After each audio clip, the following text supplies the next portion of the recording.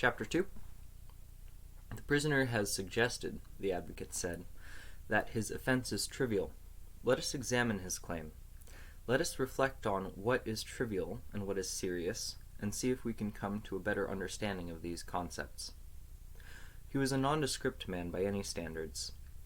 A little under medium height, bald, with tufts of white hair over each ear, a round man, sedentary, with bright brown eyes. Ziani had known him for years, from committees and receptions and factory visits, had met his wife twice and his daughter once. From those meetings, he'd carried away a mental image of a loud, high voice, someone brisk and busy, but polite enough, an important man who knew the strategic value of being pleasant to subordinate colleagues. He knew he was some kind of high guild official, but today was the first time he'd found out what Lodoikos Frances actually did. The prisoner, Ziani Vatsis, the advocate went on, admits to having created an abomination. He admitted as much to the investigator who inspected it. He signed a deposition confessing that the thing was made by him, and agreeing in detail the departures from specification. In this court, he has acknowledged his signature on that deposition and conceded that he said those words to that investigator. But he stands to his defense. He pleads not guilty. His defense? Advocate Frances paused to shake his head. His defense is that his admitted abomination was only a little one, a minor deviation. It was, he tells us, a slight modification, an improvement. A little buzz of murmuring went round the semicircle of the public gallery, like half a ripple from a stone dropped in water. Frances let it run its course before he went on. Very well then, he said. Let us consider the details. As regards the construction of automata and mechanical toys, specification states that the lifting mechanism for the arms shall be powered by a clock spring 7 feet 6 inches long, 1/4 of an inch wide, and 15/1000 of an inch thick, with a generous permitted tolerance of 3% for length and width, and 15% for thickness. Furthermore, it states that the gear train conveying motive power from the spring to the shoulder assemblies shall comprise 5 cogs of ratios 40, 30, 25, 12, and 6:1. Furthermore, it lays down that the thickness of such cogs shall be 3/8 of an inch thick, and that each cog shall ride on a brass bushing. I ask the clerk to verify that my summary of specification is correct. The clerk stood up, nodded, and sat down again. So much, then, Frances went on, for specification. Let us now turn to the investigator's report concerning the abomination created by the prisoner. Investigator Manin, as you have heard for yourselves, discovered that the spring used by the prisoner was 9 feet 3 inches long, 5/16 of an inch wide, and 10/1000 of an inch thick. That the gear train contained not 5 but 6 cogs, the 6th being in ratio of 4:1. That the said cogs were 7/16 of an inch thick, and their bushings were not brass, but bronze. In short, we have unequivocal proof of not 1 but 3 distinct and deliberate deviations from specification. Advocate Frances paused for a moment to stare ferociously at the dock. Then he continued. 3 distinct deviations. So much I think we can safely say for the argument that it was only a little abomination, a trivial departure. Now, if the prisoner had argued that he is an inept metalworker, incapable of observing a tolerance, that might be easier to accept. Except, of course, that we know he is no such thing. On the contrary, we know that he holds the rank of supervisor in the Foundrymen's and Machinists' Guild, that he has passed all 12 of the prescribed trade tests and holds no fewer than 11 certificates for exemplary work, one of them for hand-filing a perfect circle to a tolerance of 1/1000 of an inch. But he makes no such claim in his defense. defense. No, he admits the work and accepts the report. He accepts that each deviation bears directly on the others, that the longer, thinner spring affords more power to the gears, in consequence of which a sixth gear is added, and that the width of the cogs is increased to augment bearing surface, with hard-wearing bushes to handle the additional wear. All this he claims he did in order to make a mechanical toy that could raise its arm above its head, in order, members of the committee, to improve on specification. No murmurs this time. Absolute silence. To improve, Frances repeated slowly, on specification. May I invite you to consider for a moment the implications of that intention. When our guild was first established, fought for by our ancestors, and paid for with their very blood, it was agreed that in order to maintain the reputation for excellence enjoyed by our work throughout the world, it was essential that we draw up and rigidly adhere to an agreed specification for everything we make. That specification, represented by the guild's mark stamped on each piece, has for 300 years served as an unimpeachable guarantee of quality. It means that anybody who buys guild work can be categorically assured that the piece is made strictly in accordance with the best possible design, from the best possible materials, using the best possible practices and procedures by the finest craftsmen in the world. It is that guarantee that has made our guild and our fellow guilds throughout Mezentia the unrivaled masters of industry, and by default given us monopoly of mass-produced manufactured goods throughout the known world. That, members of the committee, is not a trivial matter. On the contrary, it is the lifeblood of our city and our people, and any offense against it, anything that calls it into question, is an act of treason. There can be no exceptions. Even an unwitting slip of the hammer or the file is an abomination and punishable under the law. How much worse, then, is a deliberate and premeditated assault on specification, such as we have seen in this case? To claim, as the prisoner Vaatsis has done, that his abomination represents an improvement is to assert that specification is susceptible to being improved upon, that it is fallible, imperfect, that the guilds and the Eternal Republic are capable of producing and offering for sale imperfect goods. Members of the committee, I tell you that there can be no defense of such a wicked act. Again, Frances paused. This time Ziani could feel anger in the silence, and it made the muscles of his stomach bunch together. The prisoner has claimed, as Frances went on, that the abomination was not intended for sale or even to be taken outside his own house, that it was built as a present for his daughter on her birthday. We can dispose of this plea very quickly. Surely it is self-evident that once an object leaves its maker's hands, it passes out of his control at some point in the future. When she is a grown woman, perhaps, his daughter might give it away or sell it. At her death, if she retained it until then, it would be sold as an asset of her estate. Or if the prisoner were to default on his taxes or subscriptions, the contents of his house would be seized and auctioned, or it might be stolen from his house by a thief. It takes very little imagination to envisage a score of ways in which the abomination might come to be sold, and its maker's intentions made clear by a cursory examination of its mechanism. The law is absolutely clear, and rightly so. There need be no intention to sell or dispose of an abomination. The mere act of creating it is enough. Members of the committee, in the light of the facts and having in mind the special circumstances of the case, the gross and aggravated nature of the deviation, the deliberate challenge to specification, above all, the prisoner's rank inside the guild, and the high level of trust placed in him, which he has betrayed, I cannot, in all conscience, call for any lesser penalty than the extreme sanction of the law. It grieves me more than I can say to call for the death of a fellow man, a fellow guildsman, but I have no choice. Your verdict must be guilty, and your sentence, death. The nondescript little man bowed respectfully to the bench, gathered the tails of his gown, and sat down on his stool behind his desk.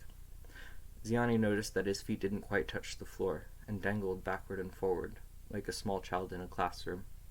Somehow that seemed an appropriate touch. Even now, here in the guild hall, with everybody staring at him, he couldn't help believing that it all had to be some kind of elaborate tease.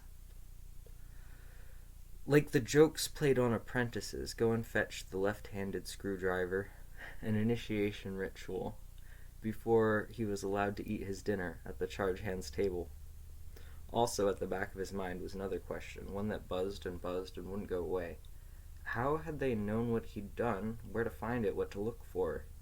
As far as he could remember, and he'd thought of little else the past month in the darkness of his cell, he hadn't mentioned it to anybody at all. But the investigator had gone straight to his bench, to the box under it where he kept the finished pieces of Maritza's doll. He'd had his calipers and gauges ready to take the necessary measurements. Ziani hadn't said a word about it at work. Even he wasn't that stupid, or mentioned it to his friends or his family. Nobody had known, but here he was. It would be annoying to die with a loose end like that not tidied away. Perhaps they'd tell him before it was over. The committee had stopped whispering. It hadn't taken them long to make up their minds. Ziani didn't know who the man was who'd stood up, but that was hardly surprising. Even the foreman of the ordnance factory didn't get to meet the great men of the guild. The guard caught hold of Ziani's arm and pulled him to his feet. He couldn't look at the great man. Ziani Va'atsis, he heard him say, this tribunal finds you guilty of abomination. In light of the gravity of your offense, we hereby sentence you to be strangled with the bowstring, and we decree that your head shall be displayed above the gates of the Department of Ordnance for 30 days as a warning to others. These proceedings are concluded. As they led him back to the cells, he sensed something unusual in the way they reacted to him. It wasn't fear, but they were keeping their distance, touching him as little as possible. Disgust, maybe. But if that was what they were feeling, they hid it well. They'd been overtly hostile toward him before the trial, when they brought him his food and water. There wasn't any of that now. Compassion, possibly? No, definitely not. He'd had his 3 guesses. It was annoying him. And a condemned man doesn't have to worry about getting into trouble if he annoys his warders. He stopped. Look, he said, what is it? Have I just grown an extra head? They looked at each other. They weren't sure what to do. The older man, a North Shoreman by the name of Ballo Kiropolatis, who'd made a habit of accidentally on purpose kicking Ziani on the shins when he brought him his evening meal, pulled a wry face and shrugged. No offense, right? He said. We never met one of your lot before. My lot? Abominators! Ballo shrugged. It's not like murderers and thieves, he went on. It's different. Can't understand it, really. What'd make someone do a thing like that? Curiosity, then, and the diffidence that goes with it when you're staring at someone and they stare back. He could try and explain, but what would be the point? A man with a cause now, a true abominator, would seize this chance of converting one last disciple, possibly lighting a candle that would never go out. Ziani had no cause, so he said, evil. The warders looked startled. You what? Evil, Ziani replied as blandly as he could. I was in the market one day, years ago now, and there was this man selling lamps. They were cheap, and I needed one, so I bought one. Got it home, unscrewed the cap to fill it up with oil, and this thing came out of it. Like a puff of white smoke it was. Well, I must have passed out because the next thing I remember was waking up, and it was pitch dark outside the window, and ever since then I get these terrible, uncontrollable urges to do really bad, wicked things. Absolutely nothing I can do about it. Can't control it, just have to go with the flow. And look where I've ended up. He sighed. My life ruined, just like that. Only goes to show, can't be too careful. The warders looked at him for rather a long time. Then Ballo said, All right, move along, in a soft, strained voice. At the cell door, he said, That was all just a joke, right? You were just being funny. Ziani frowned. Don't be stupid, he said. I'm going to die in an hour or so. Why the hell would I lie about a thing like that? They closed the door on him, and he sat down on the floor. It had been a valid question. What on earth had possessed him to do such a reckless, stupid thing? Unfortunately, he couldn't think of an answer, and he'd been searching for one ever since they arrested him. If they bothered marking the graves of abominators, his headstone would have to read, Seemed like a good idea at the time. Wonderful epitaph for a wasted life. In an hour or so, it wouldn't matter anymore. He'd be out of it. The story would go on, but he wouldn't be in it anymore. He'd be a sad memory in the minds of those who loved him, a wound for time to heal, and of course, they never mentioned him to strangers, rarely to each other. A new man would take his place at work, and it'd be pretty uncomfortable there for a week or so until he'd settled in. There was no longer any need for his replacement to ask how the other bloke had done this or that, or where he kept his day books, or what this little funny shorthand squiggle was supposed to mean. The world would get over him, the way we get over our first ever broken heart or a bad upset stomach. Somehow the idea didn't scare him or fill him with rage. It would probably be worse to be remembered and mourned for a long time. There'd be sympathy and condolences, tearing the wound open every time it started to scab over. That was always Yanni's chair. Do you remember that time Yanni got his sleeve caught in the lathe chuck? Yanni lent this to me, and I never had the chance to give it back. If it had been a sudden illness, say, or a freak accident, if he'd been stabbed in the street or killed in a war, you could get angry about that. The stuff of tragedy, but to find yourself in the cells waiting to be strangled to death, all on account of a few measurements. It was so bewildering, so impossible to understand, that he could only feel numb. He simply hadn't seen it coming. It was like being beaten at chess by a 4-year-old. The door started to open, and immediately he thought, here it is. But when Ballo came in, still looking decidedly thoughtful, he didn't usher in the man in the black hood, the ends of the bowstring doubled round his gloved hands. The man who was with him was no stranger. Ziani looked up.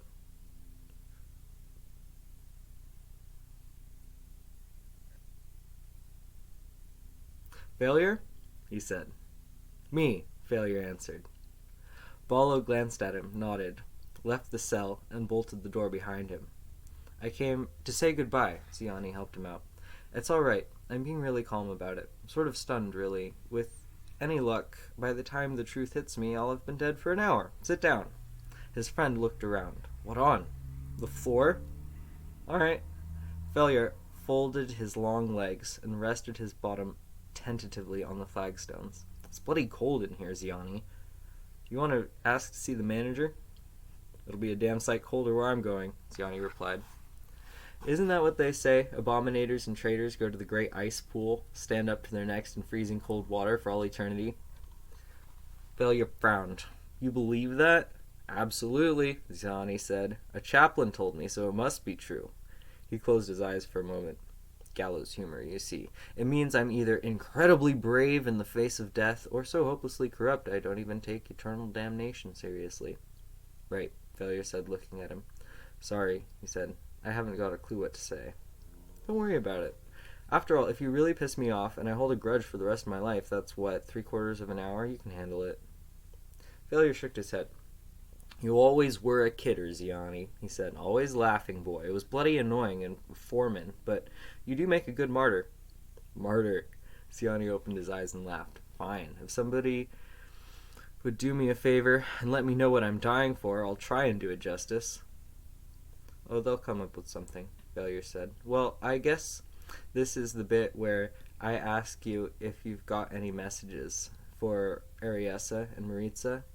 Sorry, he added. Ziani shrugged. Think of something for me. You're good with words. Anything I could come up with would be way short of the mark. I love you, I miss you, I wish this hadn't happened. They deserve better than that. Actually, Failure sounded like he was the condemned man. It's Arias and Maritza I wanted to talk to you about. I'm really sorry to have to bring this up, but it's got to be done. Ziani, you do realize what's going to happen to them, don't you? For the first time, a little worm of fear wriggled in Ziani's stomach. I don't know what you mean, he said. Failure took a deep breath. Your pension, Ziani, from the guild. You're a condemned man. An enemy of the state. Yes, but they haven't done anything wrong. The worm was running up his spine now. Neither have you, but that doesn't mean... Failure dried up for a moment. It's the law, Ziani, he said. They don't get the pension. Look, obviously I'll do what I can, and the lads at the factory, I'm sure they'll want to help, but... What do you mean it's the law? I never heard of anything like that. I'm sorry, Failure replied, but it's true. I checked. It's terrible. Really wicked, if you ask me. I don't know how they can be so cruel. But hang on a moment. Ziani tried to rally his scattered thoughts, but they wouldn't come when he called. Failure. What are they going to do? What are they going to live on, for God's sake? Failure looked grave. Ariessa said she'll try and get work, he said, but that's not going to be easy, not for the widow of... He stopped. I don't think I ought to have told you, he said, dying with something like that on your mind. But I was thinking. Ziani looked up. He knew that tone of voice. What? There is something I can do, isn't there? You could make a deal, he said. That made no sense at all. How? I don't understand. You could ask to see the investigator. There's still time. You could say, if they let Ariessa keep your pension, you'll tell them who your accomplices are. Accomplices. He knew what the word meant, but it made no sense in this context. No, I can't. He said there weren't any. I didn't tell anybody about it. It was just me. Yeah, but they don't know that. Failure paused for a moment, then went on. It's politics, you see, Ziani. People they don't like, people they'd love an excuse to get rid of, and it wouldn't take much imagination to figure out who they'd be likely to be. If you said the right names, they'd be prepared to listen, in return for a signed deposition.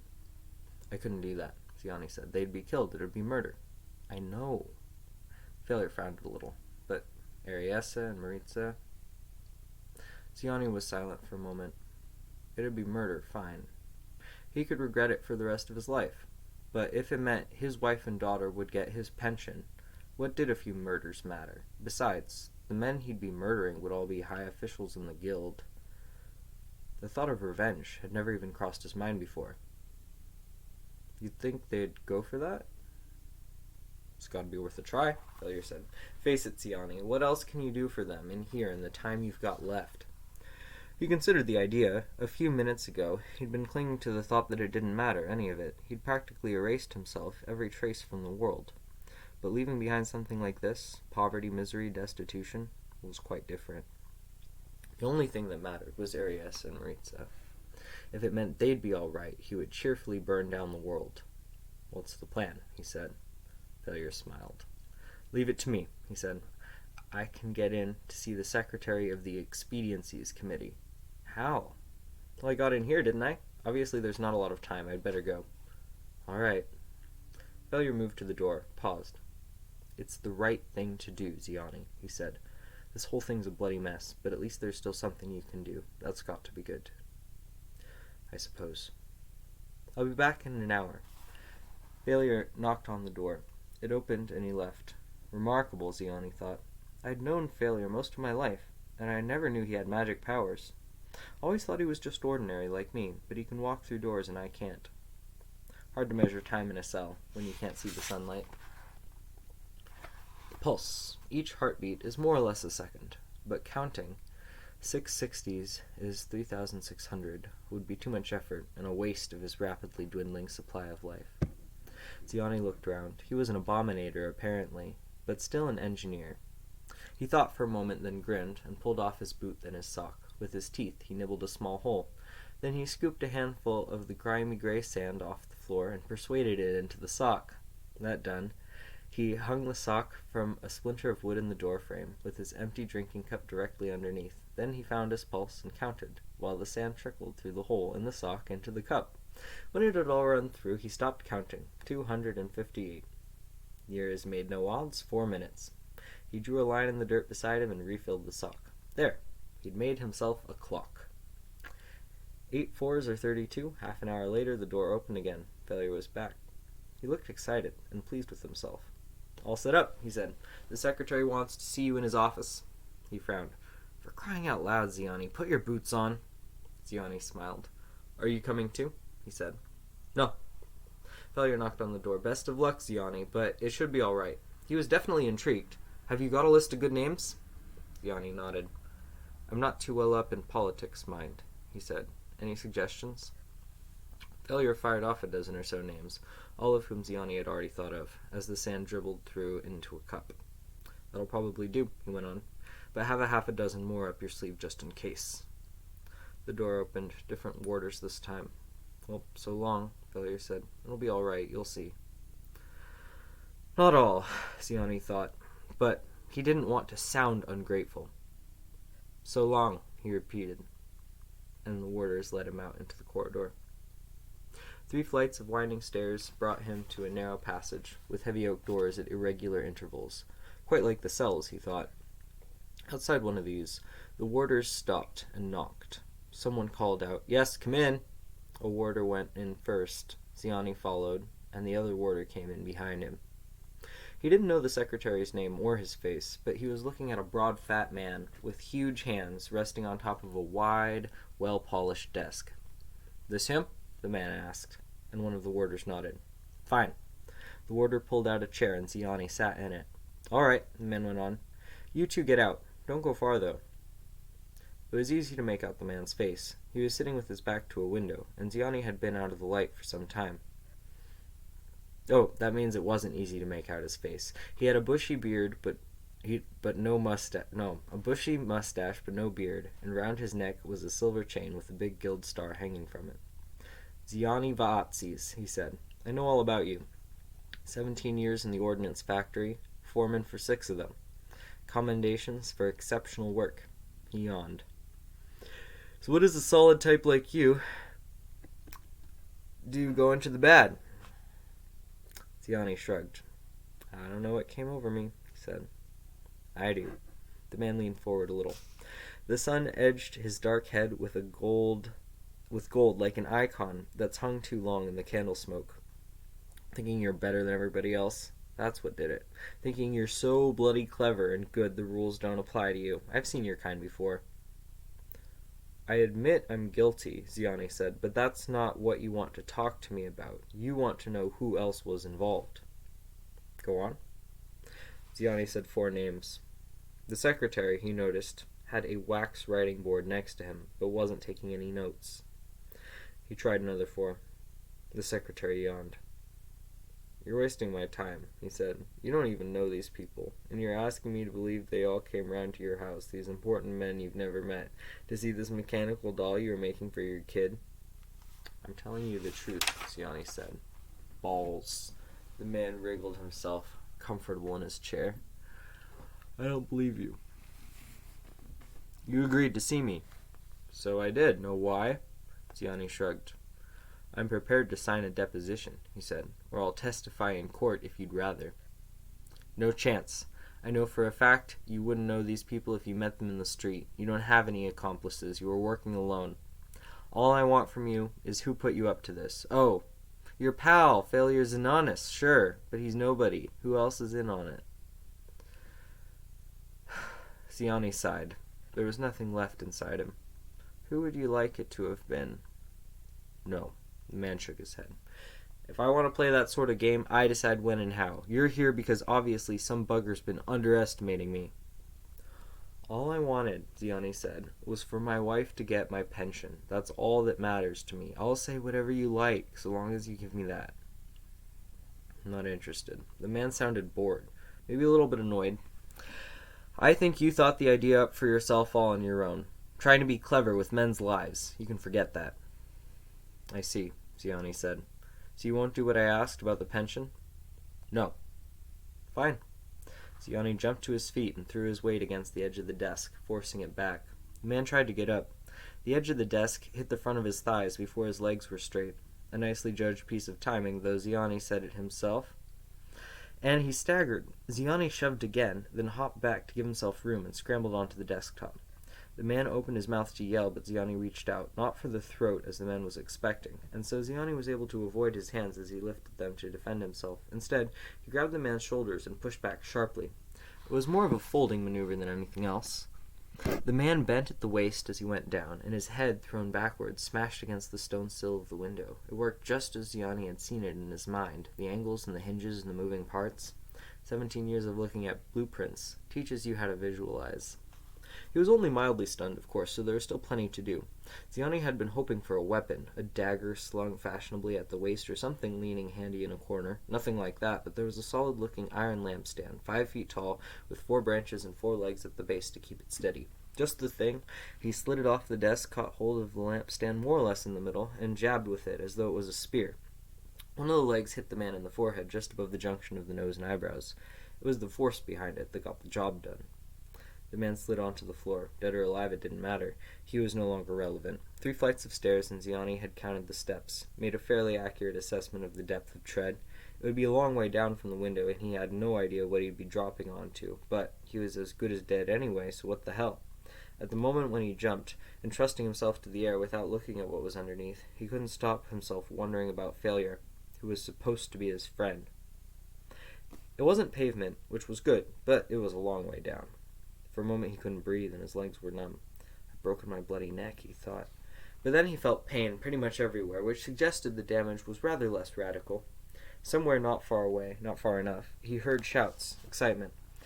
It was a fair bet that he was the cause of it. Without knowing how he got there, he found himself on his feet and running. It hurt, but that was the least of his problems.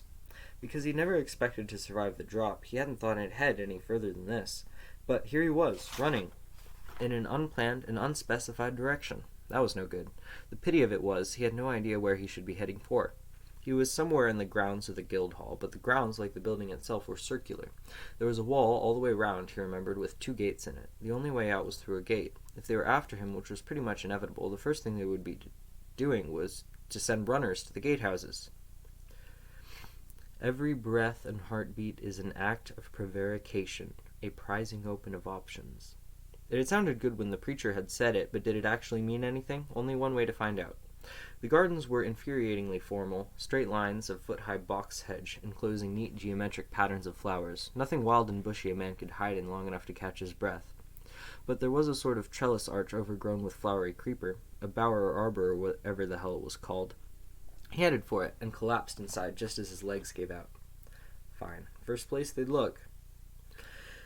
Breathing in was like dragging his heart through brambles. He got to his knees and peered round the edge of the arch.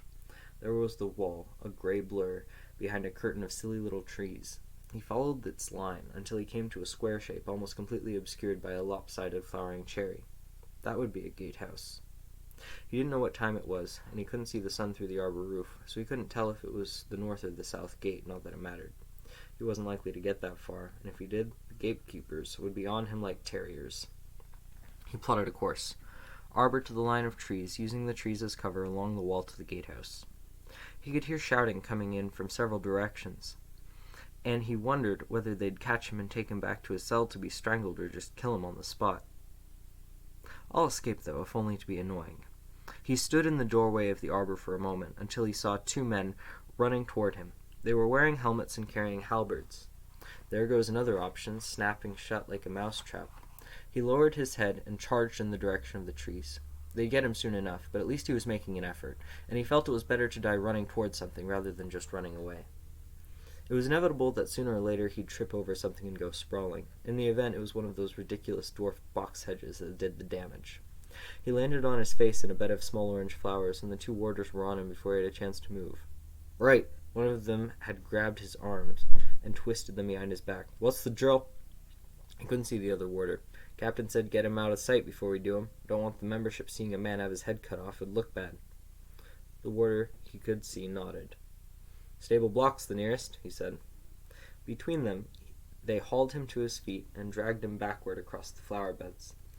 He sagged against their arms, letting them do the work. Buggered if he was going to walk to his death. He heard a door creak, and a door frame boxed out the light. Block, said the other warder. Something we can use for a block. Log of wood, his colleague suggested. How about an upturned bucket? The first man said. Might as well.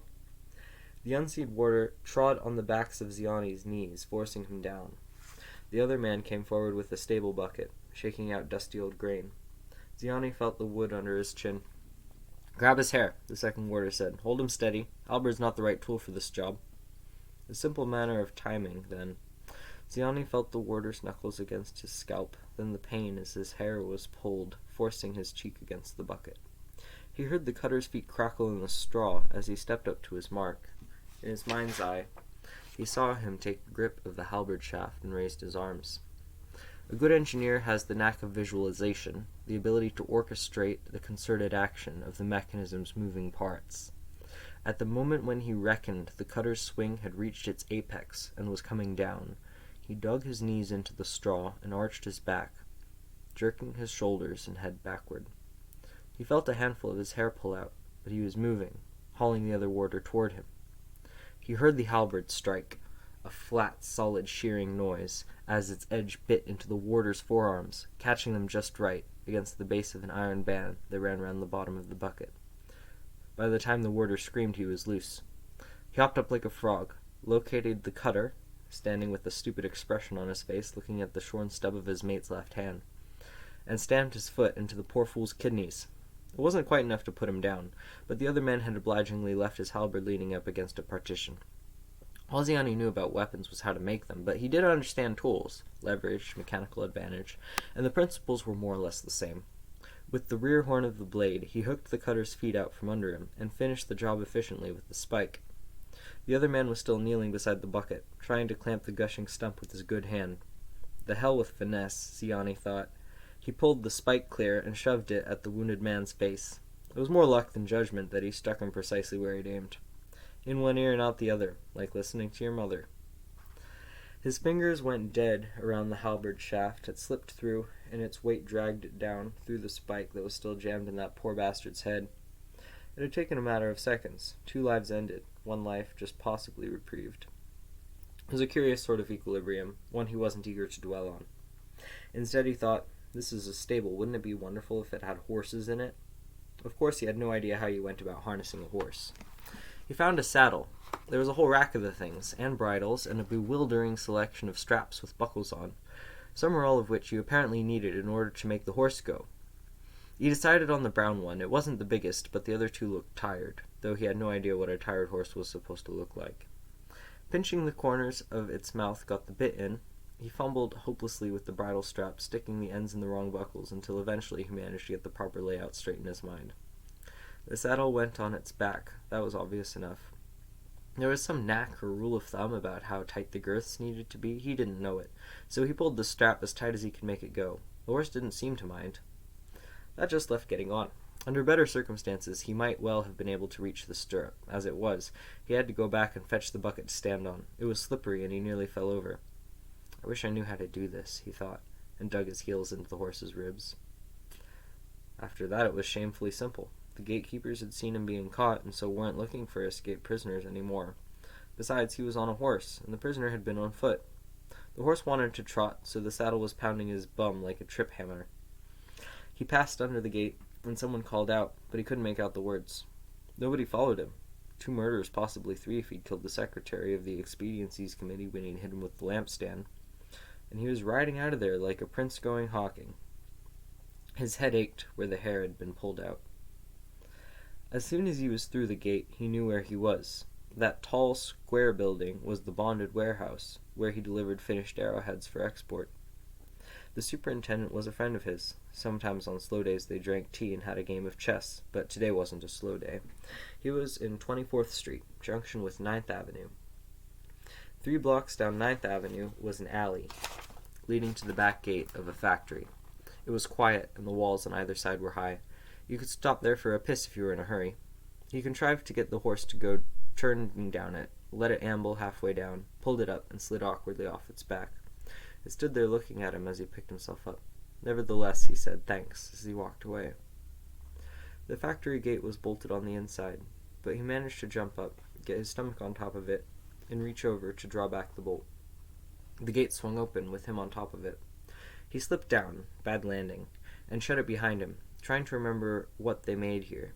At any rate, he was back on industrial premises, where the rules were rather closer to what he was used to. He was in the backyard, and all the backyards of all the factories in the world are more or less identical. The pile of rusting iron scrap might be a foot or so to the left or right. The old tar barrel full of stagnant rainwater might be in the northeast corner rather than the northwest. The chunky derelict machine overgrown with brambles might be a brake, a punch, a roller, or a shear. The important things, however, are always the same.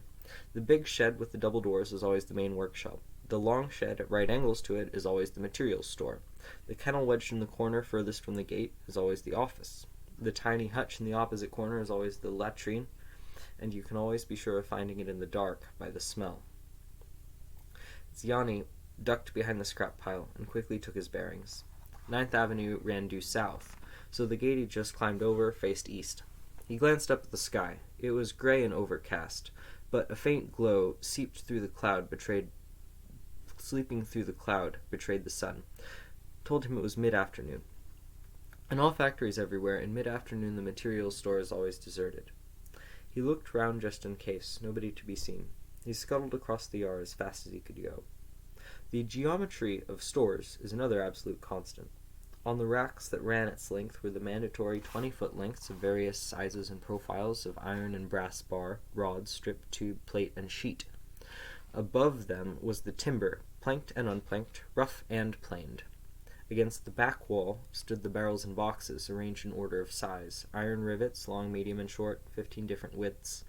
Copper rivets, long nails, medium nails, short nails, tacks, pins, split pins, washers. Drill bits, taps, dies, mills and reamers, long and short series, in increments of 1/64 of an inch. Jigs and forms, dogs and faceplates, punches, calipers, rules, squares, scribers, B-blocks and belts, tool boats and gauges, brooches, and 17 different weights of ball-peen hammers. At the far end against the back wall stood the big shear, bolted to a massive oak bench. 3 swage blocks, a grinding wheel in its bath, 2 freestanding leg vices, a pail of grimy water, and a 300th weight double-bick anvil on a stump. Every surface was slick with oil and filmed with a coating of black dust. It was the familiarity of it all that cut into him. He'd worked all his life in places like this, but he never looked at them. Just as after a while, a blind man can walk round his house without tripping because he knows where everything is.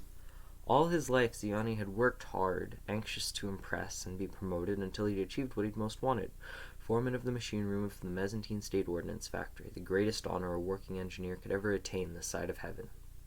Outside Mezentia there was nothing like this. The guilds had seen to that.